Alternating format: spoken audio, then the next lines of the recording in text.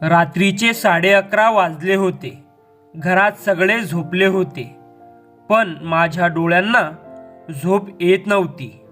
अंगणातल्या दिव्याची पिवळी सावली भिंतीवर पडत होती आणि मनात विचारांचं वादळ उसळत होतं.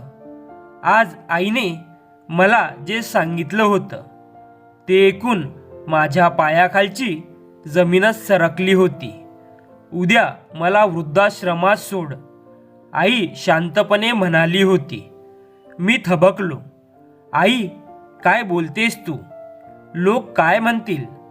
आई फक्त हसली. त्या हसण्यात दुःख होतं, पण तक्रार नव्हती. दुसऱ्या दिवशी सकाळी मी गाडी काढली. आईने तिची छोटीशी बॅग उचलली. त्या बॅगेत तिचं आयुष्य भरलेलं होतं. 2 साड्या, बाबांचा फोटो आणि माझ्या लहानपणीचा एक जुना शर्ट. गाडी चालवताना माझे हात थरथरत होते. आई खिडकीबाहेर पाहत होती. रस्त्यावरची झाडं मागे सरकत होती, जसं तिचं आयुष्य माझ्यापासून दूर सरकत होतं. वृद्धाश्रमाच्या गेटसमोर गाडी थांबली. आई खाली उतरली. एकदाही मागे वळून पाहिलं नाही.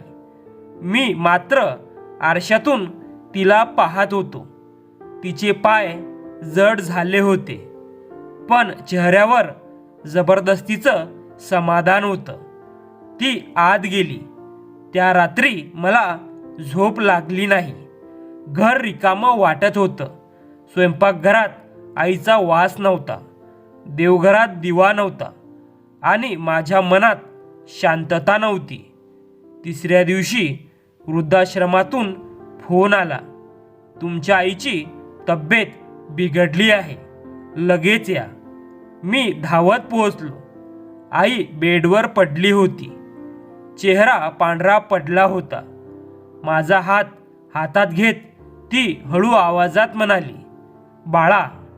मी तिथे आनंदी होते, पण एक गोष्ट सांगायची होती म्हणून आजारी पडले. मी गोंधळलो. काय आई? आईने उशीखालून एक लिफाफा काढला. हा घराचा कागद आहे. घर तुझ्या नावावर केलं आहे.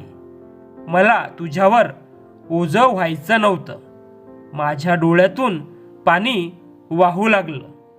आई, मी तुला तिथे का सोडलं? आई हसली.